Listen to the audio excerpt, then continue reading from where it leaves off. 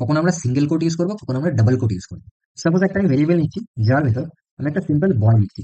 এই বয় কথাটার মানে হচ্ছে আমাদের একটা ছেলেকে বোঝাচ্ছে। আমরা যদি এখানে ইউজ করতে চাই বয়েজ, তাহলে আমরা কিভাবে দেবো? একটা সিঙ্গেল কোট ইউজ করে এস দেবো। তাহলে এইটা যেটা হলো এটা কিন্তু রাইট ওয়ে। আমরা যদি এটাকে ভুল ওয়েতে লিখতাম তাহলে আমরা কি করতাম? একটা ভেরিয়েবল একটা এক্সাম্পল নিচ্ছি। আমরা যদি চাইছি একটা সিঙ্গেল কোটের মধ্যে আমি বয়েজ লিখবো, তাহলে বয়েজ আবার সিঙ্গেল কোট, বয়েজ আবার সিঙ্গেল কোট। তাহলে এই যে বাইরের কোটটা এটা হচ্ছে পুরো বয়েজটাকে ঘিরে আছে। আর এইখানে যে অ্যাপোস্ট্রফিস এসটা, এটা এই এস এর জন্য।